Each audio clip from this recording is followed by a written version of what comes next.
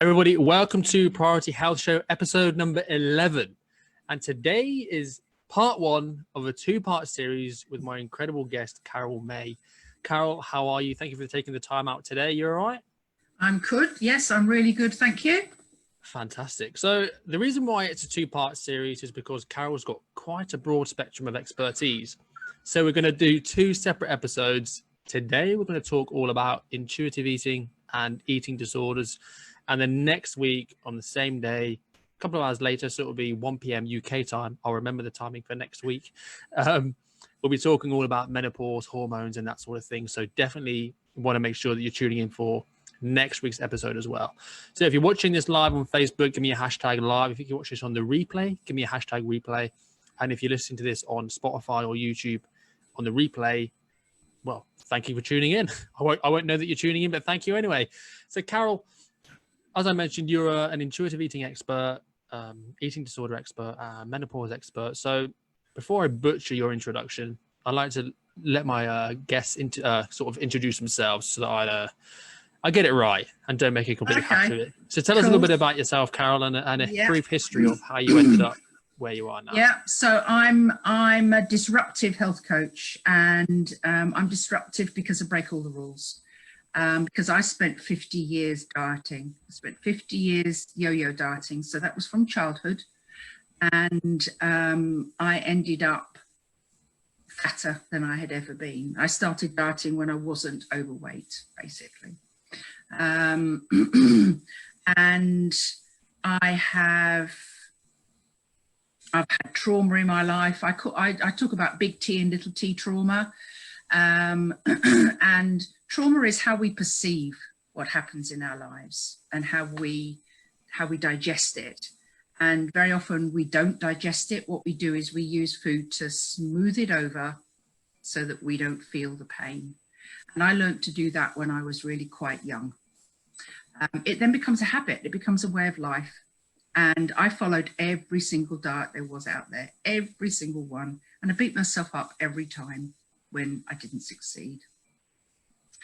I trained in eating disorders. I thought I'd found the holy grail. Yes, obviously, you know, I'm just a rubbish person. I've got eating. I have binge eating disorder, all those sort of things. But what I learned 5-6 years ago changed my life completely. And my body lost weight without me even trying or focusing on it.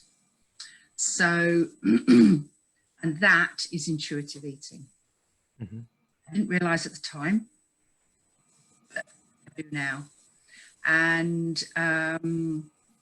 for those who are watching and can see me, you might not believe this, but actually I'm 95. No, kidding, I'm not 95, but I am actually almost 66. So, you know what? I feel better than I've ever done in my whole life. I'm healthier, and all my doctor says is your BMI is too high, and I just stick my fingers up at him because at my age I actually don't care. And if I say that that BMI, if I start with B is actually bullshit, you'll know what I think of BMI. Yeah, I have the same opinion.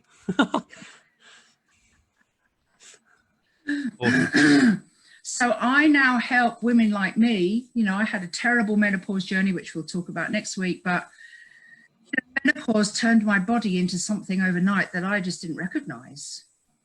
So I went back to the dieting. It's like, okay, it's done this, so therefore I need to diet. And all it did was I ended up with adrenal fatigue. I had breakdown, had adrenal fatigue. My body just went, no, so not going to play ball anymore. And so the clients I work with tend to be the ones that have gone through a similar journey, and who are just, they just can't do it anymore. They want to be healthy. They're trying to do all the right things. They're fed up with beating themselves up about it. Yeah. And there's so much more out there. You know, we think because all the information's out there, all we have to do is take the information and do it. We don't. We need people like each other. We need our coaches. We need our, you know, I have a business coach. I have 2 coaches, and, you know, we need support to do this. And I think you'll agree with that, Lewis, Oh, that, yeah. you know, our clients need support. So, and so I take them through, we're healing the traumas, we're healing all the old thinking, all the old stuff. And I use lots of different modalities, but a lot of it, I use EFT a lot, which is very empowering. I use kinesiology, where we use the body as a pendulum, and I use the 3 principles. Awesome. Yeah. Wicked. So you mentioned that you started dieting when, I think your introduction says that you started dieting when you were 12, when you weren't even overweight, just because you hated your body. And I know from the women that I've worked with, that's a very common place for women for their dieting journey to start, when they don't even know what a diet is. They don't even know how they're supposed to look. They may be copying their mum, obviously maybe getting bullied at school. So my first question to you, Carol, is at what point did you start to realize that what you were doing wasn't healthy, hating your body, punishing yourself through eating disorders, and then binging and all these sorts of things? At what point did you make the transition of something needs to change, and what was it that made you make that switch? I trained in counselling in my 40s, and that started me on that journey. Then I trained in weight loss counselling, and I thought I'd found the Holy Grail, which was basically a diet of shakes and meal replacements and bars and things. And yep, the weight fell off. Absolutely, it did. But because it was counselling, so I had supervision, and my supervisor said, you need to go and train in eating disorders, because I was asking her questions about things. And when I went and trained, and it's it's a very comprehensive training, and I thought, oh my goodness, what I've been doing has just been stressing my body out. I've just been making it worse. Began to understand what it was that my body was, why it was doing what it was doing. And I began to learn more about female hormones. I began to learn the effect of certain foods on certain hormones. I was experimenting. I was a home economist originally. I love food. I'm a real foodie. I love cooking. I'm a cordon bleu cook. I can create anything you like. So I will go in a supermarket, pick stuff off the shelves and go, oh, this looks interesting. Let's see what we can create with this. But I learned that things like tofu are no good for a midlife woman who has a hormone deficiency. Her endocrine system's not working properly. And I thought, oh, okay, right, that's not going to be very helpful then. And so I began to learn things then. And so I rejected, it's like I stopped doing the diet stuff. But then at that point, I went through marriage breakdown, divorce, homelessness, bankruptcy, the whole kit and caboodle, major trauma in my life. And my body just wouldn't do anything. Mm-hmm. And I almost lost the will to live. So it was certainly those kind of all those events all quite close together. And during that time, I went back and redid, because you can redo the eating disorders training for free the second time round or third time round. You can do it as many times as you like just to refresh yourself. And I saw more things then, like we all do when we're learning. We see something different the second time round. It's like when you watch a film and you think, I'm sure I didn't see that scene when I watched it at the cinema. Why didn't I notice that before? It's the same, exactly the same. And somehow the universe conspired to bring people to me to get me looking at all of my emotions, all of my anger. You know, I'd lost my whole life. And I felt quite entitled to those feelings, which we normally do. You know, we feel entitled to be angry, we feel entitled to be pissed off and all of those things. And I realized that actually that was negatively affecting my body. Mm-hmm. And my body's going, not very happy with this. So when I learned how to let go of all that stuff, I learned that it's an inside out job, not an outside in. Yeah, 100%. Yeah, you know, we're taught by the dieting industry that it's an outside in. No, it so isn't, you know? Yeah. And so once I processed everything, it kind of, I could feel all this stuff going. And then a month later, because I was working at the time in a health centre, and going up and down the stairs, and my trousers fell down.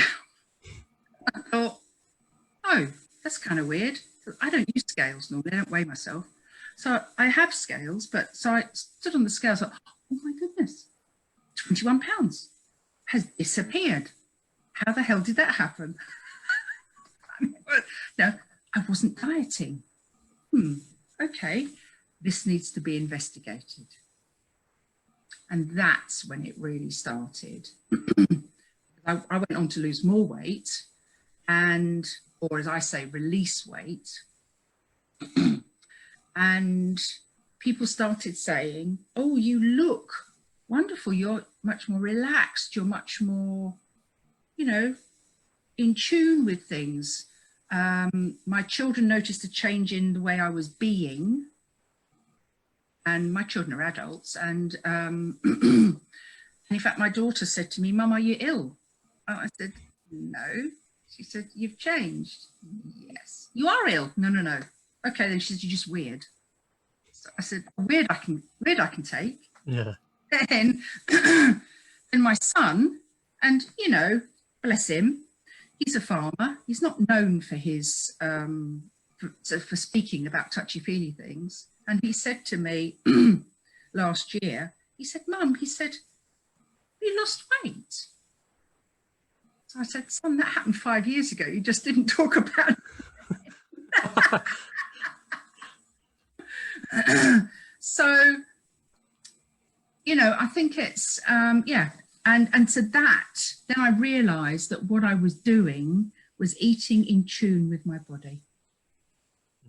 I had reconnected with me, the me inside, the me that I had started to smother with food. My first memories when I was 5. And now, you know, my granddaughter's only 20 months and already her other granny is introducing biscuits and chocolate and cakes to her. And, you know, she started, oh, Big Bic, please. Big Bic. I go, no, don't need a Big Bic. And it's like, you know, when you're watching another young child, we are born totally connected to our body, what it needs, when it's hungry, when it's had enough, when it's thirsty, when it's tired. We so know. And if, you know, it's not according to the clock, it's according to what our needs are. Mm-hmm. And then we get put into nursery, we get put into school where meal times are set. And if you don't eat something at 12 o'clock, you're going to be hungry by the time you get home. So you eat. You get told off if you don't eat. Yeah. And, you know, all of these things, they're really insidious. And it's not because any of us are bad parents. We're doing what we think is right for our child or children. Absolutely. You know, there's no, what it creates is a background of guilt and shame. and disconnection. That's the main word, disconnection with our body and our soul. I know it sounds a bit woo-woo, but I agree. I totally agree. We get so caught up in the rat race of you're supposed to lose body fat, you're supposed to look a certain way, you're supposed to perform a certain way at work, you're supposed to live a certain way, buy a house, get married, have kids, do all these certain things that are someone else's agenda pressed upon you, that you lose all connection with yourself, what you want, what you need, how you want to look, what makes you happy, and you're just chasing through life trying to satisfy every Tom, Dick, and Harry. Yep. And your mental health, and then therefore physical health, is what is then bears the brunt of that kind of lifestyle, isn't it? Absolutely. And I think that everything we experience in life is reflected in our body. So when I see somebody, when a woman says to me, like somebody did in a networking group a few weeks ago, and I've, Lift breakout group, and she said, I am your ideal client. When can we talk? Now, on the outside, yes, she was carrying probably more weight than she wanted to. But we've become a very fat-phobic society now. And because it's all been drilled into us that we're supposed to look a certain way. And but of course, what it came down to for her is unprocessed trauma. So the unprocessed trauma meant that because it was so painful, she disconnected with everything. So when it came to food, she was on automatic pilot. Just gone numb to everything. Yeah. Absolutely. And that is the word. Clients have always said that to me. I feel numb. And that's how I used to feel. So I absolutely get that. So, intuitive eating is about nurturing your body, cherishing your body, but also your mind and your soul, really. It's allowing yourself to live your life. Because nobody else, you're that person in that body. What a revelation. I know. Who'd have thought? Hey, I know. Yeah. But because we think the solution is out there, because that's what we've been taught, we've been taught that we just need more information. The internet is awash with information. And, but most of us, I have got, decades of information here, files of everything. Do I look at it every day? No, I don't. It's there all the time. Do we act on it? No, we don't. Because what we need is a coach.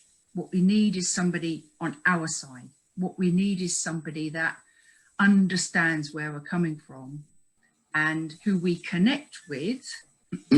We buy the person. We don't buy the information. That's free on the internet. So, if people want to know about intuitive eating, it's all out there on the internet. But to actually do the work, we need accountability, which I know we talk about. And, accountability is really important. And also to realize that all the solutions are here. They're all inside. We know intuitively what suits our body to eat.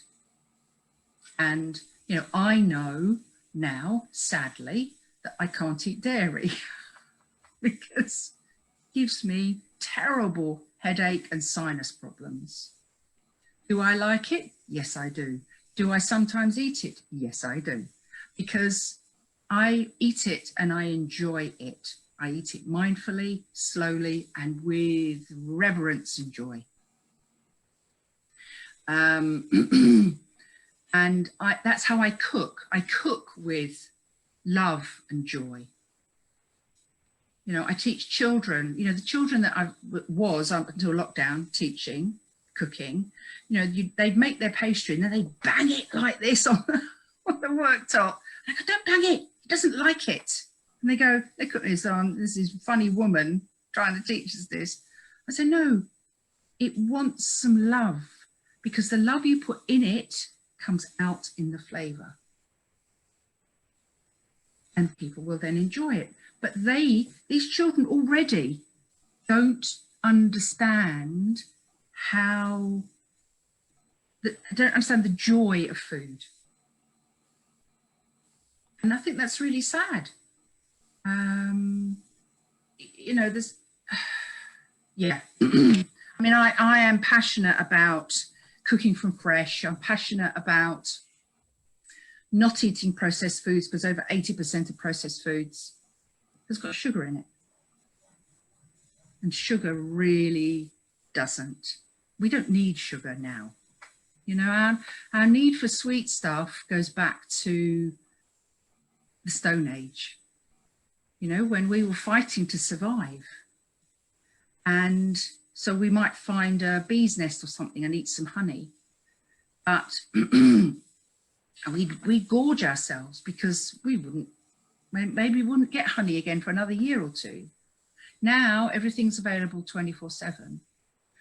Still got that old reptilian brain here at the base that's telling us, eat sweet things, eat sweet. When you're stressed, you want sweet things. When you're stressed, you want processed carbs. You know, you want all of these things. And that's what people have been talking about during lockdown, is, why am I eating all of these things? And I go, actually, it's not your fault. This is how we're made to be if we're disconnected. If we're disconnected from what our body really wants, you know, instead of talking about and processing all of these emotions, all of this stress, all of this anxiety, you know, talking about money and all our money worries, we eat.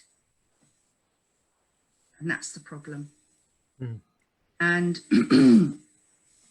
you know, so I admit, I take my clients off sugar, including natural sugar, processed carbs, diet drinks, the whole kit and caboodle.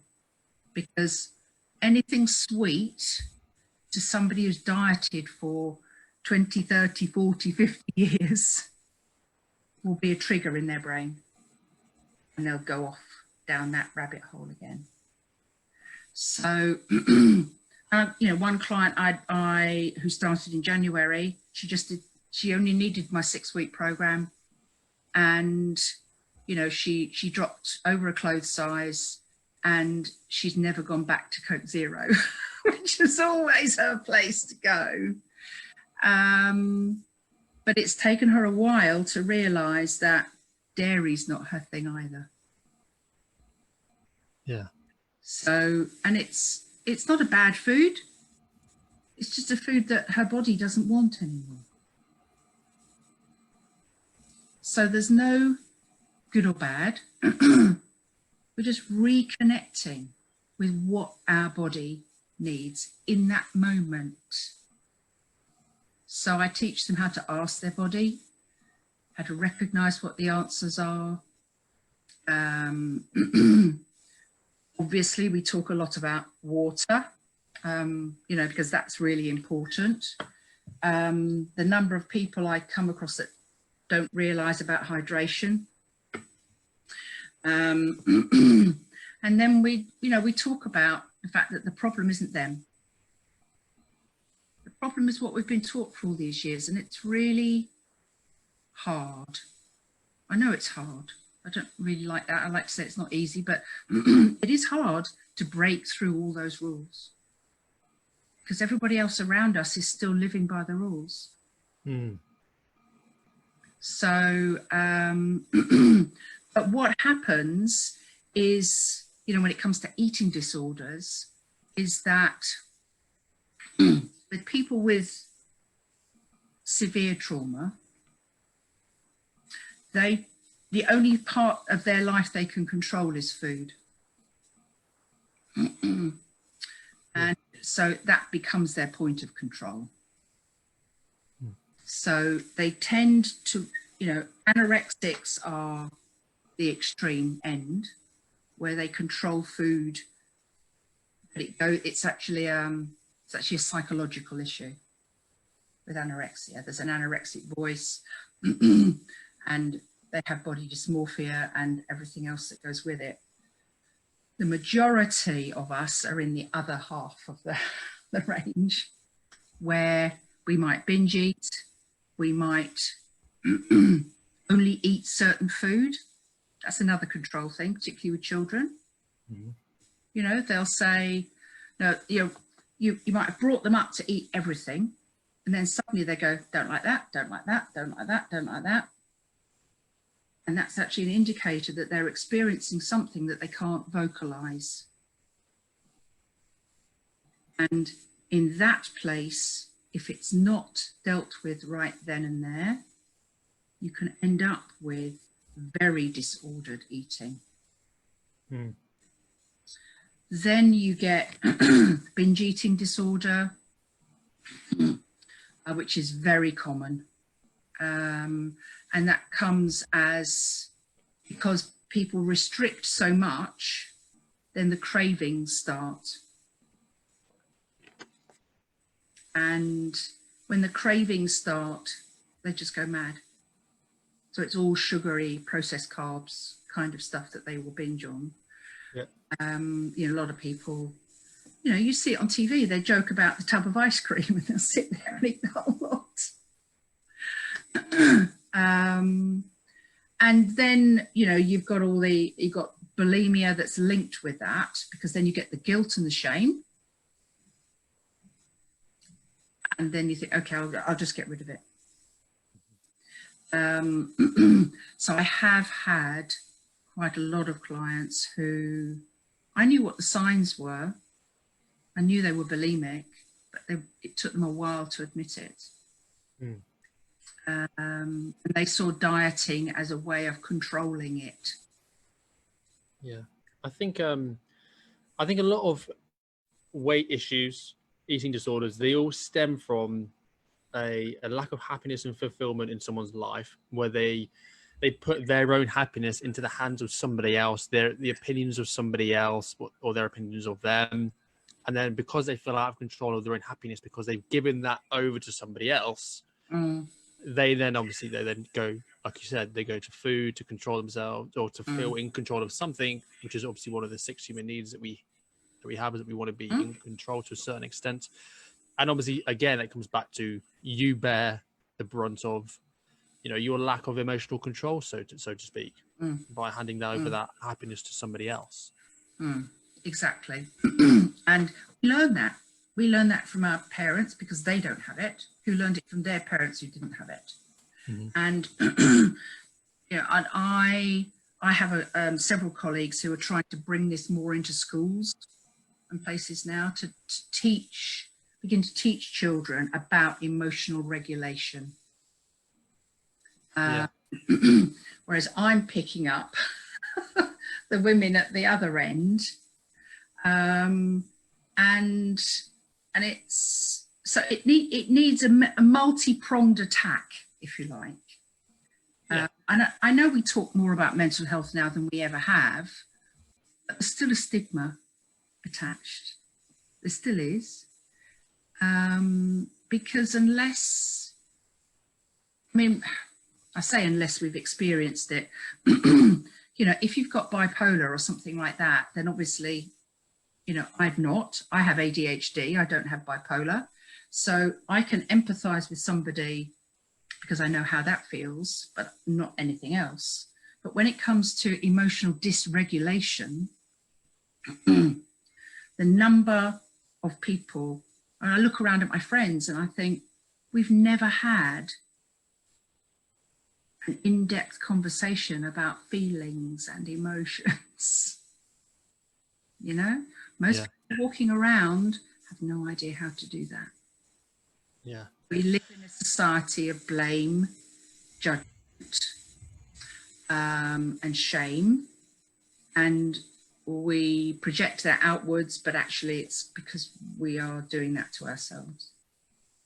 Yeah, it's like all of those issues you mentioned throughout this conversation, the anxiety, eating disorders, depression, all of those sorts of things, you can pretty much tie them all back to stress. And stress is a feeling. When I say to someone, you're choosing to be stressed, they're like, no, I'm not. But what you're on about? Stress is a feeling, stress is a choice. And that is generally where it all stems from, because stress comes from you feeling out of control primarily. So if you can actually take control of your emotions, which is a choice, if you can stop giving over how you feel to somebody else and what they think, what they do, then it's not a coincidence that when somebody leaves, say, a toxic marriage, that they automatically lose weight. It's not a coincidence when somebody leaves a job that makes them miserable, that controls them, that stresses them out. It's not a coincidence that they start looking better and losing weight. That's how it should be. You need to take control of your own life. Stop blaming everybody else. Take ownership of it. Learn what needs to change. Get the help in changing or domesticating your emotions. Yep. And everything else falls into place. Yeah. The reason why you can't lose weight isn't because you're not doing the right fat burning workout. The reason why you can't lose weight is because you're stressed up to your bloody eyeballs. That's why you can't lose weight. And so few people are actually talking about stress as such an important factor in our body. And yet, it's because it's part of our primal function is dealing with stress. And we need some stress in our lives. We need some judgment in our lives, because that again comes from this part of our brain here, which basically would assess a situation and a person from a place of, will they kill me or am I okay? It's as simple as that. And the effect of stress is huge. And I was thinking of something else when you were talking. Something else came into my head and I can't remember what it is now, but that is the only problem with getting older, Lewis, is your brain will suddenly, well, mine does anyway, it goes flying off in one direction and I think, hang on a second, I was meant to go in this direction here. Yeah. Sure, it'll come back to you if it's important. Yeah. Yes, our emotions and learning to actually for me it was connecting with what my needs were, because when I'm in the kitchen at 9 o'clock at night in the cupboard or in the fridge, I sure as hell ain't hungry. It certainly isn't that. What is it I'm searching for? Once I learned what I was searching for, it was then easier to ask of myself, but also of others. So, I have a partner now, and sometimes when I'm going there, I'll message him beforehand and go, by the way, in need of lots of hugs today. I've learnt to ask for them. Now, my mother would say, shouldn't have to ask. Well, actually, if that's... we're not mind readers. Say again? We're not mind readers. No. We're not, none of us are mind readers. So I've learnt to ask. When I have had if I've had a few rough days, I'll message my daughter-in-law, say, are you around in the morning? Can I pop over a coffee and a hug with Elsie? Sure.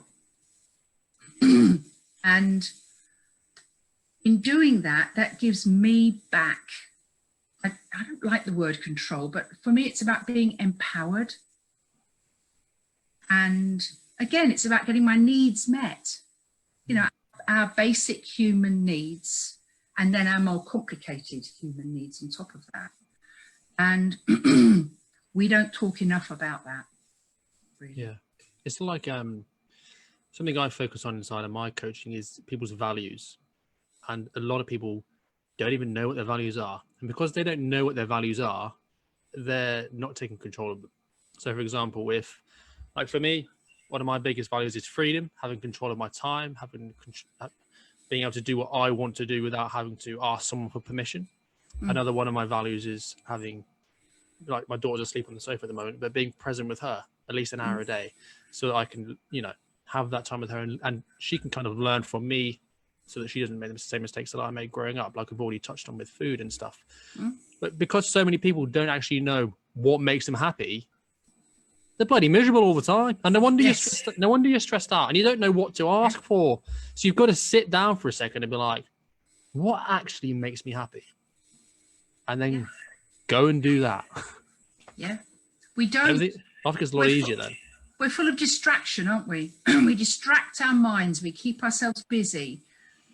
I go into my sister's house. The TV's on in one room. The TV's on in another room. The radio's on in another room. There's noise everywhere.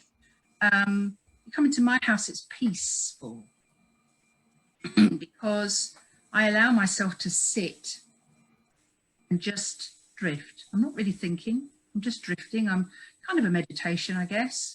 And, I write my journal, and I work on allowing stuff to come to me, allowing myself to learn. And most of us in life are so busy, and that's why we're disconnected. Children can become overstimulated. It's like doing all the time, and yet that's just avoidance. It's a distraction. And so not being, we're human beings, not human doings, as they say. So it's so important to know ourself, and I put a capital S on self, because sometimes I say to people, who are you? And I ask that question deliberately, because they then tell me what they do, who they're married to or partner of, who they're a parent of, who they're a child of, who they're a friend of, all of those things, except who they are. That's what you were saying about values. Yeah. We don't do that work. We don't teach children when they're young that work. And it's, I watch my granddaughter being brought up on the farm. The turkey chicks arrived yesterday that they're going to rear for Christmas. They're just day-old chicks. And she's in heaven in the barn with these lovely little chicks.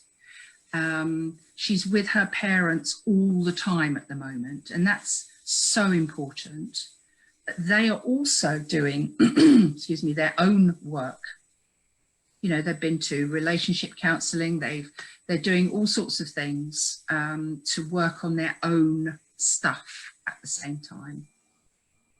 And, bringing up children consciously like that is a gift, I think, to them.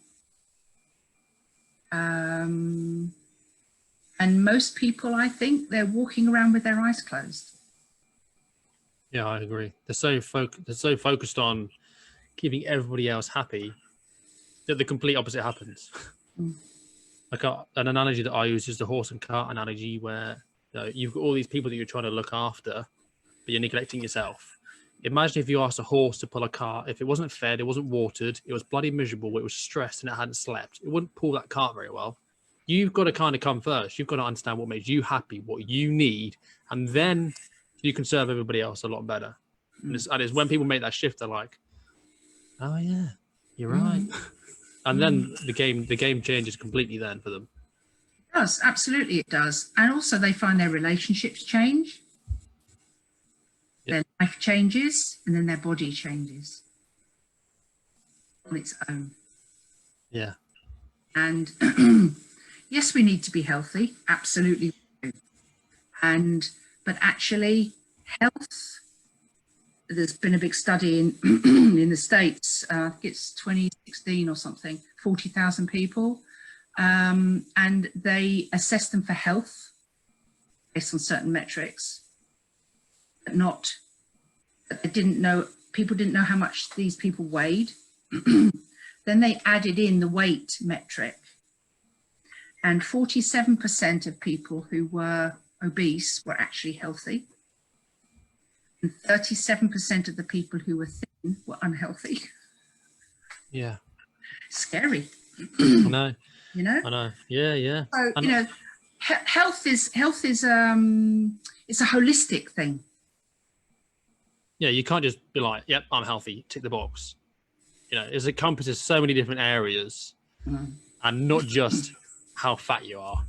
No. Because I have a lot of people that I work with who don't lose massive amounts of weight, but they are so happy just from making some subtle lifestyle changes, prioritizing some self-care. They've lost a little bit of weight, you know, which has got them back down to the point where they feel comfortable, which is a different place for everybody. Yep. And they're happy.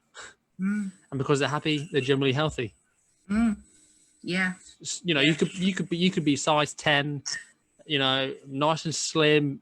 You can't, not much of a roll to pinch on your stomach, but be stressed, so stressed. And people look at you and be like, oh, she looks healthy. No, mate, she's on the brink of throwing herself off that flipping bridge, mate. She's definitely not healthy. Yeah. You got to get away from this whole how you should look. It's all about how you feel. And end of the day, the question is, are you happy? If you're not, something needs to change. If you are happy, well, good on you, mate. That's exactly where you need to be. Absolutely. I absolutely agree. And I think lockdown has certainly shown people that they don't need all the things they thought they needed to be happy. Yeah, definitely. Actually just be happy. Yeah, and be grateful. Yeah, absolutely. So yeah, no, I'm all for that. And so the intuitive eating fits in with all of that, because you're just eating in tune with your body. But first of all, you have to find out what that tune is. Yeah. Awesome. This conversation's been fantastic, Carol. But what I want to finish on is, if you met someone in the elevator and they said to you, so Carol, what's intuitive eating? And you had 60 seconds to tell her, what would you say? It's creating a healthy and nurturing relationship with your body, your mind, and food. Awesome. 10 seconds will do. Fantastic. Carol, it's been an absolute pleasure. So we'll wrap up part 1 of this 2-part series, and then next week we will deep dive into menopause, hormones, nutrition for hormones, which I'm really excited to talk about as well. Maybe learn a few things from you, which will be awesome. Carol, thank you so much for your time. Everyone that's been watching and listening, thank you so much for checking us out. And yeah, if you need any more information about Carol, it's all going to be in the show notes for today's episode. Carol, thank you very much for your time. Thank you.